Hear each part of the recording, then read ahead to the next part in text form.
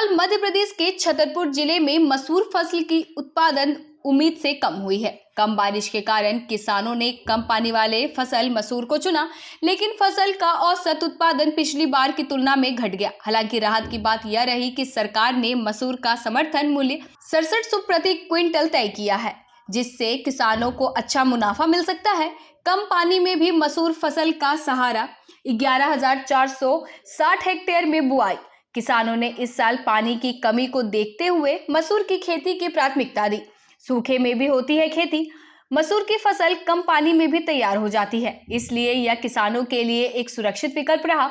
उत्पादन कम लेकिन कीमत संतोषजनक। इस बार औसतन 1 से 1.5 क्विंटल प्रति बीघा ही मसूर निकला, जबकि पिछली बार 2 से 2.5 क्विंटल तक निकला था। इस बार बारिश कम थी, इसलिए मसूर की फसल उगाई थी, लेकिन उत्पादन कम हुआ। कुछ फसल जानवर भी चर गए, जिससे नुकसान भी हुआ। फिर भी सरकारी समर्थन मूल्य से संतुष्ट हैं किसान। जगरूपी लोधी, हमने 2 दिन पहले मसूर की कटाई की, लेकिन उत्पादन सिर्फ 1 क्विंटल प्रति बीघा ही हुआ। मौसम की वजह से फसल पर असर पड़ा। किसान रामचरण, पिछली बार हमारे खेत में 2 से 2.5 क्विंटल मसूर निकला।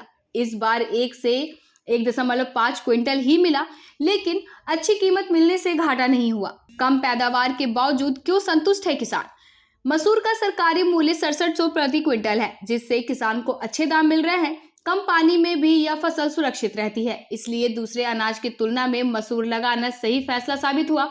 बारिश की कमी और जानवरों के नुकसान के बावजूद किसानों को घाटा नहीं हुआ, क्योंकि बाजार में मसूर की मांग ज्यादा है। मसूर की खेती इस बार किसानों के लिए उम्मीद से कम रही, लेकिन सरकारी मूल्य और बाजार की मांग के चलते हुए नुकसान से बच गए। क्या आप भी मानते हैं कि मसूर जैसी फसलें जल संकट वाले इलाके में किसानों की बड़ी मदद कर सकती है?